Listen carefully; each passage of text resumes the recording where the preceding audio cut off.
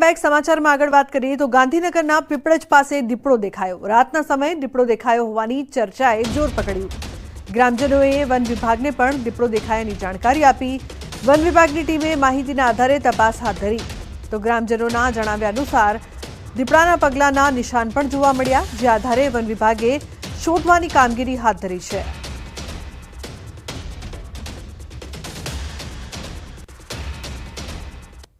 ગાંધીનગરના પીપળજ ગામ ખાતે દીપડાએ દેખા દીધા છે અને જેને લઈ અને ગામ આખું ચિંતામાં સરી પડ્યું છે। ગામમાં ભયનો માહોલ જે છે તે જોવા મળી રહ્યો છે। જ્યાં દીપડો દેખાયો હતો તેને લઈને લોકો જે વાત કરી રહ્યા છે તે સ્થળ ઉપર ન્યૂઝ 18ની ટીમ પહોંચી છે। ત્યાંથી કેટલાક તથ્યો આધારે કહી શકાય કે હા, દીપડો અહીંયા જોવા મળે તો નવાઈ નથી, કારણ કે આ તમે જે દ્રશ્ય જોઈ રહ્યા છો તે દ્રશ્યની બાજુમાં જ એક્ઝેક્ટ પાણીનો કુંડ જે છે તે આવેલો છે। એટલે એક વાત એ પણ કહી શકાય કે ક્યાંક પાણી પીવાનો સોર્સ હોવાના કારણે દીપડો અહીંયા આવ્યો હોય તો નવાઈ નહીં। એક પ્રકારનો અંદાજ આ પણ લગાવી શકાય અને એની એક્ઝેક્ટ બાજુમાં લોકોના ખેતર જે છે તે પણ જોવા મળી રહ્યા છે।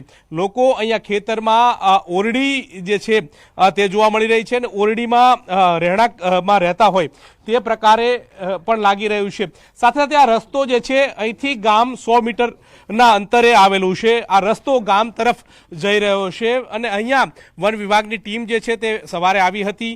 આ વિસ્તારની અંદર ચકાસણી જે છે તે પણ કરી હતી કે શું સાચે અહીંયા દીપડો દેખાયો છે તેને લઈ અને તેણે પણ તપાસ કરી હતી, પરંતુ તેના બાજુના જે દ્રશ્યો બતાવવાનો પ્રયત્ન કરીશ કે જ્યાં મોટું ઘનઘોર જંગલ જે છે તે લાગી રહ્યું છે। ગામની 100 મીટર દૂર આ પ્રકારની કોતરો આવેલી છે। કોતરની અંદર અસંખ્ય બાવળો જે છે તે ઉગેલા જોવા મળી રહ્યા છે। ઘનઘોર જાણે જંગલ હોય, જંગલ જે છે તે પ્રકારના દ્રશ્યો જે છે તે જોવા મળી રહ્યા છે। વન વિભાગે પણ લોકોએ જે પ્રકારે દીપડો દેખાયો હોવાની વાત કરી હતી તેને લઈ અને જે ગામની અંદર ફફડાટ છે, વન વિભાગ આવ્યું હતું। ગામ લોકોએ કયા પ્રમાણે ફૂટપ્રિન્ટ શોધવાનો પણ પ્રયાસ કર્યો હતો, પરંતુ અહીંયાથી કોઈ પણ પ્રકારના નક્કર પુરાવા જે છે તે હાથ નથી લાગ્યા। પરંતુ વન વિભાગ દ્વારા સતત પ્રકારની દેખરેખ જે છે તે કરવામાં આવી રહી છે। અમે જે તરફ જઈ રહ્યા છીએ તે ઘનઘોર જંગલ જે છે તે જોવા મળી રહ્યું છે। આ જંગલ અંદરથી દીપડો દેખાયો હોવાની બાબતો સામે આવી રહી છે, જેને લઈ અને ગામમાં ફફડાટ છે કે દીપડો છે તો ક્યાં છે, ક્યારે હવે દેખાશે અને આ ફફડાટ ક્યારે દૂર થશે તેને લઈ અને લોકોમાં એક ફફડાટ જે છે તે જોવા મળી રહ્યો છે। હવે જોવાનું એ રહે છે કે દીપડો ક્યારે પકડાય છે અને દીપડો દેખાયો હતો તો તેને લઈ અને નક્કર પુરાવા પણ ક્યારે હાથ લાગે છે તે તો સમય નક્કી કરશે। કેમેરા પર્સન હિતેશ પ્રજાપતિ સાથે ગૌતમ શ્રીમાળી, ન્યૂઝ 18 ગુજરાતી, ગાંધીનગર। તો ગીર ગઢડાના ચીખલી કુબા તુલસીશ્યામ રોડ પર વરસતા વરસાદની મોજ માણતું સિંહ યુગલ જોવા મળ્યું। ઝરમર વરસાદમાં સિંહ યુગલ મુખ્ય રોડ પર આવી ચડતા ત્યાંથી પસાર થતા વાહનોના પૈડા થંભી ગયા હતા। વિડીયો સોશિયલ મીડિયામાં વાયરલ થઈ રહ્યો છે।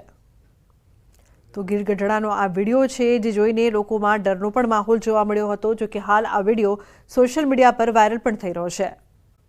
ગોંડલ સ્ટેટના નામે ફરજી રાજા ફરતા હોવાની વાત સામે આવી છે। ગોંડલના અસલી યુવરાજના ધ્યાને વાત આવતા ખુલાસો કર્યો। યુવરાજના પ્રતિનિધિ તરીકે રાજેન્દ્રસિંહ જાડેજાનો ખુલાસો કર્યો। ગોતા ક્ષત્રિય સંમેલનમાં ગોંડલ સ્ટેટના નામે નકલી યુવરાજ હાજર હતા। ગોંડલ સ્ટેટના પ્રતિનિધિએ કહ્યું કે કોઈ સંમેલનમાં કે કાર્યક્રમમાં અસલી ગોંડલ સ્ટેટ હાજર રહ્યા નથી। નવ પેઢીથી છૂટા પડેલા યજુવેન્દ્રસિંહે પોતાને યુવરાજ ગણાવે છે। ગોંડલ સ્ટેટના મહારાજ હિમાંશુસિંહજી એકમાત્ર અસલી રાજા છે। તો અહીં ગોંડલના અસલી યુવરાજના વાતમાં ધ્યાન આવી છે કે આ કોઈ વ્યક્તિ જે છે કે જે ગોંડલના સ્ટેટના રાજવી તરીકે હાજરી આપે છે, સમારોહમાં જાય છે, ત્યારે ગોતા ક્ષત્રિય સંમેલનમાં નકલી યુવરાજ હાજર હતા કે કેમ તેને લઈને સવાલ ઉઠી રહ્યા છે। ગોતામાં મળેલા સંમેલનમાં આ વિવાદ ઊભો થયો છે, કારણ કે જે અસલી જે રાજવી છે તેમણે આ વાત મૂકી છે કે અત્યાર સુધી ગોંડલ સ્ટેટના રાજવી કોઈ સમારોહમાં હાજર નથી થયા, તો પછી આ સમારોહમાં ગોંડલ સ્ટેટના રાજવી તરીકે હાજરી કોણે આપી? મહારાજા હિમાંશુસિંહજી સાહેબ છે અને આ બધી જ બાબતો સાથે અમને કોઈ લેવા દેવા નથી।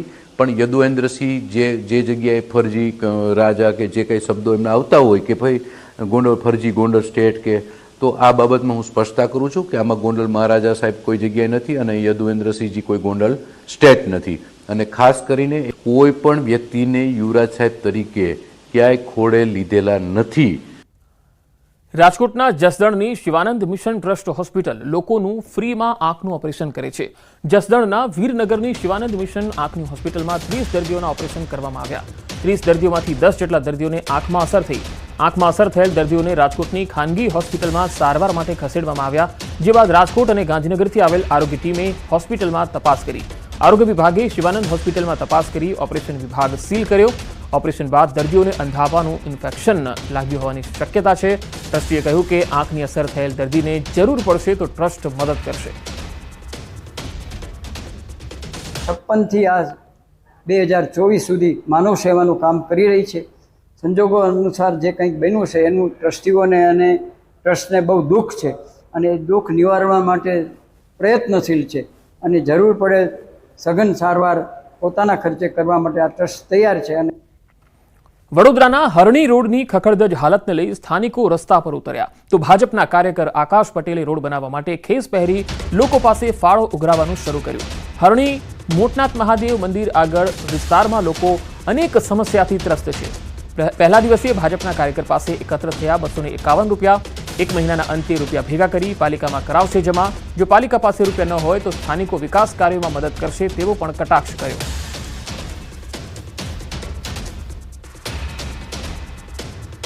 બોટાદના બરવાડા તાલુકાના એક ઉદ્યોગપતિ ગરીબ પરિવારની મહિલાઓને ધાર્મિક યાત્રા કરાવી પુણ્યનું ભાથું બાંધી રહ્યા છે. નવા નાવડાના ઓધવજીભાઈ મોણપરા છેલ્લા 15 વર્ષથી ગામના લોકોને વિનામૂલ્યે યાત્રા કરાવી રહ્યા છે. ગામમાં આર્થિક નબળા પરિવારની મહિલાઓ અને વિધવા બહેનો માટે આ પ્રકારની યાત્રાનું આયોજન કરાય છે. દર 3 વર્ષે આ પ્રકારની યાત્રાના આયોજનમાં અત્યાર સુધી 600 જેટલા લોકોએ લાભ લીધો છે. જેમાં નાવડા ગામથી નીકળીને યાત્રા પરત આવે તેનો તમામ ખર્ચ અને આયોજન દાતા તરફથી હોય છે. આ વર્ષે પણ યાત્રાનું આયોજન છે. યાત્રાના પ્રસ્થાન પહેલા ઉદ્ધવજીભાઈએ તમામ લોકોને ફૂલ આપીને શુભેચ્છા પાઠવી. ધાર્મિક યાત્રાને લઈ ગામમાં ઉત્સવ જેવો માહોલ છે. આ સમયે બરવાડાના પ્રાંત અધિકારી અને તાલુકા વિકાસ અધિકારી પણ હાજર રહ્યા. જાત્રામાં તો અમારે અયોધ્યા, કાશી, છપૈયા અને વારાણસી અને ઈથી પછી બીજે જ્યાં વધારાનો સમય હોય ને લઈ જશે. 1 રૂપિયો અમારો ખર્ચો નહીં, ટોટલી સાહેબ દાદા આપવાના છે. ઈચ્છા તો બહુ આમ સુવર્ણ એવી મજા આવતી. કીધું ના વાત કરતા હતા કે અમારે જવાનું ઉમંગથી હોંશથી બધાને એમ. અહીંથી જે પ્રવાસમાં લઈ જાય છે તો કોઈ પણ સમાજના એક જ્ઞાતિબાદ હોતો નથી અને નાનામાં નાનો માણસ હોય તો એમને તમામ અહીંથી નાવડેથી ઉપડે તો પરત આવે ત્યાં સુધીની તમામ સુવિધા વધુ તરફથી મળે છે. અને જે ગામની અંદર નાનામાં નાનો માણસ હોય તો પણ એ યાત્રા ન કરીએ કે એને અયોધ્યા છે કે કાશી છે કે ગમે ત્યાં જે પ્રવાસમાં જવું હોય તો એ નાના માણસને આનો લાભ મળે તો એ પણ અતિ ઉત્સાહી હોય છે. બધા વિધવા બહેનો માટે આયોજન કરવામાં આવે છે કે ગામમાં કોઈ જ્ઞાતિબાદ નહીં, ગમે એ જ્ઞાતિને આવી શકે અને જાહેરાત કરી દેવાની. જેને આવવું હોય એને અમારી પાસે નામ લખાવી જાય અને આધાર કાર્ડ આપી જાય. એ રીતે અમારી વિધવા બહેનો માટેની જ આવી વ્યવસ્થા છે. હા, 168 લોકો જોડાણેલા છે આ યાત્રામાં. અને અમે અહીંથી જવાના છે પ્રયાગરાજથી અયોધ્યા, અયોધ્યાથી સપૈયા, સપૈયાથી કાશી અને ચિત્રકૂટ. અલગ અલગ રાજ્યોની પોલીસ દ્વારા સુરતના 50 જેટલા ડાયમંડ વેપારીઓના બેંક ખાતા ફ્રીઝ કરાયા છે. 500 કરોડની રકમ બેંક ખાતામાં ફ્રીઝ થતા વેપારીઓ ચિંતામાં મુકાઈ ગયા. સમગ્ર મામલાને લઈ કેન્દ્રીય કેબિનેટ મંત્રી CR પાટીલને રજૂઆત થઈ છે. બીજી તરફ વિવિધ રાજ્યોની પોલીસ દ્વારા સત્તાનો દુરુપયોગ કરાતો હોવાનો પણ આક્ષેપ થયો છે. બેંક એકાઉન્ટ અનફ્રીઝ કરવા માટે 10 થી 20% કમિશનની માંગણી કરાઈ રહી છે. દિનેશભાઈ, 500 કરોડ રૂપિયા સીઝ કર્યા છે, પોલીસ કમિશન માંગતી હોય તેવી બી ફરિયાદો છે. મુંબઈના એક જ પોલીસ સ્ટેશનની અંદર 29 ખાતાઓ સીઝ કરીને 300 કરોડ રૂપિયા સીઝ કરવામાં આવ્યા છે. આવી 2 વર્ષ પહેલાં પણ ઘટના બની હતી. કારણ કે નાનો વેપારી જ્યારે પોતાના પૈસાનો વ્યવહાર ન કરી શકે અને મુશ્કેલીમાં મુકાતો હોય ત્યારે પોલીસ ડિપાર્ટમેન્ટ દ્વારા હેરાનગતિના કારણે પૈસા આપીને પોતાના એકાઉન્ટ સ્ટાર્ટ કરાવતા હોય છે. પણ ગઈકાલે મને એ બાબતનો ગૌરવ છે કે વેપારીઓ ખુલ્લા મને બોલ્યા. એમાં 3-4 વેપારીએ તો કીધું કે મેં પૈસા આપીને અમારા એકાઉન્ટ ચાલુ કરાવ્યા છે. બાકીની પરિસ્થિતિ ખરાબ હોય આપી પણ ન શકે, કારણ કે કોઈના એકાઉન્ટમાં ધારો કે 25 કરોડ રૂપિયા છે તો 15 થી 20% કમિશન માગે છે, એ 25 કરોડ ઉપર. એટલે ક્યાં રકમ જાય? નાનો વેપારી દિવાળીમાં પરેશાન થઈ જાય અને ખાલી ખુલ્લા મને એ લોકોએ રજૂઆત પણ કરી છે અને આજે લેખિતમાં પણ રજૂઆત આપવાના છે. તો આ રીતના એક સારા ઉદ્દેશ સાથે કાયદો બનાવવામાં આવ્યો છે, પરંતુ ભારત સરકાર દ્વારા બનાવેલા કાયદાનો અત્યારે જે લોકો ભ્રષ્ટાચારને નાબૂદ કરવા માટે ડિપાર્ટમેન્ટ છે, એ જ લોકો આવા ખોટા કેસો ઊભો કરીને ભ્રષ્ટાચાર કરી રહ્યા હોય ચોક્કસ આ વેપારીઓના માધ્યમથી કાલે અમને જાણવા મળ્યું ત્યારે ખૂબ દુઃખ પણ લાગ્યું. અને આ બાબતે 2 વર્ષ પહેલાં જ્યારે ઘટના બની, ગુજરાત રાજ્યના ગૃહ રાજ્યમંત્રી શ્રી હર્ષભાઈ સંઘવીએ ખૂબ પોઝિટિવ રીતે લઈને તાત્કાલિક 15 દિવસની અંદર આનો નિવાડો લાવી દીધેલો. આ બાબતે પણ અમને ખાતરી, અને આ બાબતે અમે મળવાના પણ છીએ, અને ખાતરી છે કે ગૃહ રાજ્યમંત્રી હર્ષભાઈ સંઘવી એક ઇન્ડસ્ટ્રી સાથે, ડાયમંડ ઇન્ડસ્ટ્રી સાથે સંકળાયેલા છે અને એમની મુશ્કેલીનો તો ખ્યાલ જ હોય. તો તાત્કાલિક આ બાબતે યોગ્ય કાર્યવાહી થાય એની માટેના અમે પ્રયત્નો કરી રહ્યા છીએ. આગળ વધુ સમાચારો પર નજર કરીશું. હાલ રોકાઈશું એક વિરામ માટે.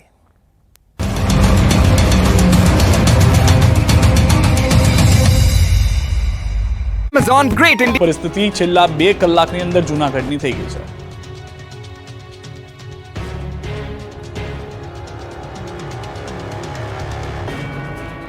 રાજ્યભરમાં તોફાની વરસાદથી રોડ પર વહેતા થયા પાણી.